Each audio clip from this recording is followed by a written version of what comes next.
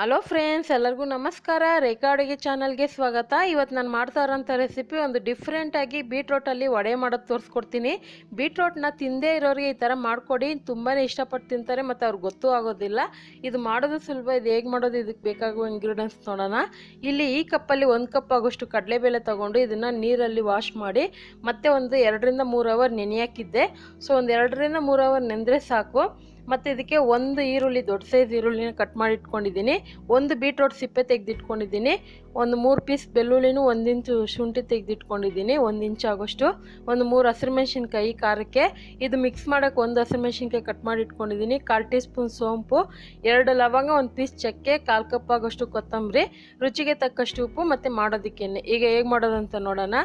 So ಇವಾಗ ಒಂದು mixie ಜಾರ್ಗೆ ನೆನೆಸಿರೋಂಥ ಕಡಲೆಬೇಳೆನ ಒಂದು ಅರ್ಧ ಕಡಲೆಬೇಳೆ ಹಾಕ್ಕೊತಾ ಇದ್ದೀನಿ. ನೀವು ಬೆಳಗ್ಗೆ ಟಿಫನ್ಗೆ ಮಾಡೋದಾದರೆ ನೈಟೇ ನೆನೆ ಹಾಕೊಬೋದು. ಆದರೆ ಇದು ಒಂದು 2 ರಿಂದ 3 ಅವರ್ ನೆಂದರೆ ಸಾಕು. ಇಲ್ಲ ಈವ್ನಿಂಗ್ ಟೈಮ್ ಸ್ನ್ಯಾಕ್ಸ್ ಆಗಿ ಕೂಡ ನೀವು ಮಧ್ಯಾಹ್ನ ನೆನೆ ಹಾಕಿ ಮಾಡ್ಕೊಬೋದು. ಇದಕ್ಕೆ ಒಂದು ಮೀಡಿಯಮ್ ಸೈಜ್ ಇರುವಂಥ ಬೀಟ್ರೋಟ್ನ ಕಟ್ ಮಾಡಿ ಹಾಕ್ಕೊತಾ ಇದ್ದೀನಿ. ಇದಕ್ಕೆ ಖಾರಕ್ಕೆ ಹಸಿರುಮೆಣಸಿನ್ಕಾಯಿ, ಚಕ್ಕೆ, ಲವಂಗ, ಸೋಂಪು ಕಾಳು, ಬೆಳ್ಳುಳ್ಳಿ, ಶುಂಠಿ ಇದೆಲ್ಲ ಹಾಕ್ಕೊತಾ ಇದ್ದೀನಿ. ಇದ್ರ ಜೊತೆಗೆ ಉಪ್ಪು ಕೂಡ ಹಾಕ್ಕೊತಾ ಇದ್ದೀನಿ. ಕೆಲವ್ರಿಗೆ ವಡೆ ತಿಂದರೆ ಜೀರ್ಣ ಆಗಲ್ಲ ಅಂತಾರೆ, ಗ್ಯಾಸ್ಟ್ರಿಕ್ ಅಂತಾರೆ. ಅದಕ್ಕೋಸ್ಕರನೇ ನಾವು ಸೋಂಪು ಯೂಸ್ ಮಾಡ್ತಾ ಇರೋದು. ಸೋಂಪು ಹಾಕೋದ್ರಿಂದ ನಿಮಗೆ ತಿಂದರೆ ಕೂಡ ಜೀರ್ಣ ಆಗುತ್ತೆ, ಗ್ಯಾಸ್ಟ್ರಿಕ್ ಆಗೋದಿಲ್ಲ. ಇದನ್ನು ನಾನು ನೀರು ಹಾಕದೇನೆ ನುಣ್ಣಗೆ ರುಬ್ಕೊತೀನಿ. ಯಾಕಂದರೆ ಮಸಾಲೆ ಎಲ್ಲ ಇದೆಯಲ್ಲ, ಅದಕ್ಕೋಸ್ಕರ ಇದನ್ನು ನುಣ್ಣಗೆ ರುಬ್ಕೊತೀನಿ. ನೀರು ಹಾಕಕ್ಕೆ ಹೋಗಬೇಡಿ, ಯಾಕಂದರೆ ಬೀಟ್ರೋಟಲ್ಲಿ ಇರೋಂಥ ನೀರಿನಂಶನೇ ಸಾಕಾಗುತ್ತೆ ಇದಕ್ಕೆ.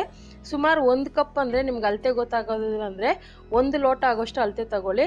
ಅಂದರೆ ಲೆಕ್ಕನೂ ಗೊತ್ತಾಗೋದಿಲ್ಲ ಅಂದರೆ 200 ಗ್ರಾಮ್ ಆಗೋಷ್ಟು ಕಡಲೆಬೇಳೆ. ಹೇಗೆ ಇನ್ನು ಉಳಿದಿರೋಂಥ ಕಡಲೆಬೇಳೆ ಹಾಕ್ಕೊಂಡು ಸ್ವಲ್ಪ ತರ್ತರಿಯಾಗಿ ರುಬ್ಕೊಂಡಿದ್ದೀನಿ. ನೋಡಿ, ತರ್ತರಿಯಾಗಿ ರುಬ್ಬಿದೆ. ಸೊ ಇಷ್ಟು ತರ್ತರಿಯಾಗಿ ರುಬ್ಬಿದ್ರೆ ಸಾಕು. ಯಾಕಂದರೆ ಫಸ್ಟ್ನೇ ಟೈಮು ಎಲ್ಲ ನುಣ್ಣಗೆ ರುಬ್ಬಿರ್ತೀರಿ. ಅಕಸ್ಮಾತ್ ತೀರಾ ತೆಳ್ಳಗಾಯಿತು ಅನಿಸಿದ್ರೆ ನಿಮಗೆ ಇದಕ್ಕೆ ಏನೂ ಇಲ್ಲ, ಒಂದು 2 ಟೇಬಲ್ ಸ್ಪೂನ್ ಆಗೋಷ್ಟು ಅಕ್ಕಿ ಹಿಟ್ಟು ಹಾಕ್ಕೊಳ್ಳಿ. ಆವಾಗ ಸ್ವಲ್ಪ ಗಟ್ಟಿ ಬರುತ್ತೆ, ವಡೆ ಕೂಡ ಸ್ವಲ್ಪ ಕ್ರಿಸ್ಪಿಯಾಗಿ ಬರುತ್ತೆ. ಇದಕ್ಕೆ ನಾನು ಕಟ್ ಮಾಡಿರೋಂಥ ಹಸಿಮೆಣಸಿನ್ಕಾಯಿ, ಇನ್ನೊಂದು ಚೂರು ಉಪ್ಪು ಹಾಕ್ಕೊಂಡು, ಕೊತ್ತಂಬರಿ ಮತ್ತು ಒಂದು ದೊಡ್ಡ ಸೈಜ್ ಈರುಳ್ಳಿನ ಕಟ್ ಮಾಡಿ ಇಟ್ಕೊಂಡಿದ್ನಲ್ಲ ಅದನ್ನು ಹಾಕ್ಕೊತಾ ಇದ್ದೀನಿ. ಹಾಕ್ಕೊಂಡು ಮಿಕ್ಸ್ ಮಾಡ್ಕೊಳ್ಳೋಣ. ನಿಮ್ಗೆ ಇನ್ನೂ ಬೇರೆ ಥರ ವಡೆ ಬೇಕಂದರೆ ನಾನು ಸಬ್ಬಕ್ಕಿ ಸೊಪ್ಪು ಹಾಕಿ ಮಾಡಿರೋಂಥ ವಡೆ ಮತ್ತು ನಾರ್ಮಲ್ ಕಡಲೆಬೇಳೆ ವಡೆ ಕೂಡ ಅಪ್ಲೋಡ್ ಮಾಡಿದ್ದೀನಿ. ನನ್ನ ಚಾನಲಲ್ಲಿ ತುಂಬ ವೆರೈಟಿ ಸ್ನ್ಯಾಕ್ಸ್ ಕೂಡ ಇದೆ, ನೀವು ನೋಡ್ಬೋದು. ಸೊ ಇದನ್ನೆಲ್ಲ ಚೆನ್ನಾಗಿ ಮಿಕ್ಸ್ ಮಾಡಿ ಇಟ್ಕೊಂಡಿದ್ದೀನಿ. ಇವಾಗ ಕರೆಕ್ಟಾಗಿ ವಡೆ ಶೇಪಿಗೆ ಕರೆಕ್ಟಾಗಿ ಮಾಡಿ ಇಟ್ಕೊಂಡಿದ್ದೀನಿ. ನೋಡಿ, ಈ ಥರ ತಟ್ಬಿಟ್ಟು ಎಣ್ಣೆಲಿ ಹಾಕೋದು. ಸೊ ಅದೇ ಟೈಮಲ್ಲಿ ಎಣ್ಣೆ ಕೂಡ ಕಾಯಕ್ಕೆ ಇಟ್ಕೊಂಡಿದ್ದೆ.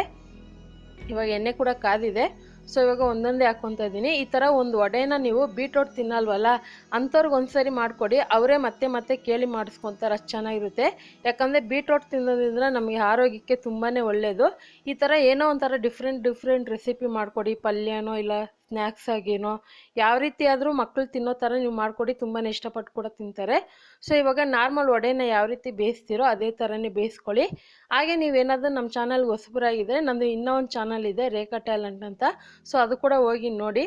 ಸೊ ಇವಾಗ ವಡೆನ ಒಂದು 2 ರಿಂದ 3 ನಿಮಿಷ ಬೇಯಿಸ್ಕೊತೀನಿ.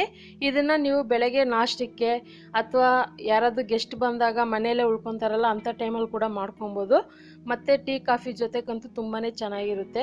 ಇದ್ರ ಜೊತೆಗೆ ಚಟ್ನಿ ಇದ್ರೂ ತಿನ್ಬೋದು, ಇಲ್ಲಾಂದರೆ ಹಾಗೆ ಕೂಡ ಬಿಸಿ ಬಿಸಿಯಾಗಿ ತಿನ್ಬೋದು. ಆದರೆ ಈ ವಡೆ ಯಾವ ರೀತಿ ಇರುತ್ತೆ ಅಂದರೆ ಗರಿಗರಿಯಾಗಿರೋದಿಲ್ಲ, ಮೇಲೆ ಗರಿಗರಿಯಾಗಿರುತ್ತೆ, ಒಳಗಡೆ ತುಂಬಾ ಸಾಫ್ಟಾಗಿರುತ್ತೆ, ತುಂಬ ಚೆನ್ನಾಗಿರುತ್ತೆ. ಸೊ ಇವಾಗ ವಡೆ ಮಾಡಿದ್ದಾಗಿದೆ, ನೋಡ್ತಾ ಇರ್ಬೋದು. ಅಷ್ಟೇ, ನಾರ್ಮಲ್ ವಡೆನ ಯಾವ ರೀತಿ ಬೇಯಿಸ್ಕೊತೀರೋ ಅದೇ ರೀತಿನೇ ಬೇಯಿಸ್ಕೊಳ್ಳಿ.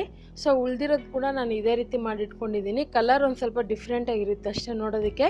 ಸೊ ಖಂಡಿತ ಇವತ್ತು ಮಾಡಿರೋ ಅಂಥ ಒಂದು ಹೆಲ್ತಿ ರೆಸಿಪಿ ಅಂತಲೇ ಹೇಳ್ಬೋದು. ಈ ಬೀಟ್ರೋಟ್ ವಡೆ ನಿಮಗೆಲ್ಲ ಇಷ್ಟ ಆಗಿದ್ರೆ ನೀವು ಸಹ ಟ್ರೈ ಮಾಡಿ. ನಿಮಗೂ ಯಾವ ರೀತಿ ಬಂತು ಅನ್ನೋದನ್ನ ನೀವು ಕಮೆಂಟ್ ಮೂಲಕ ತಿಳಿಸಿ. ಮತ್ತಷ್ಟು ಈಸಿ ರೆಸಿಪಿಗೋಸ್ಕರ ರೇಖಾ ಅಡುಗೆ ಚಾನಲ್ನ ಸಬ್ಸ್ಕ್ರೈಬ್ ಮಾಡಿ, ಶೇರ್ ಮಾಡಿ, ಲೈಕ್ ಮಾಡಿ. ಈ ವಿಡಿಯೋ ನೋಡಿದ್ದಕ್ಕಾಗಿ ಎಲ್ಲರಿಗೂ ಧನ್ಯವಾದಗಳು.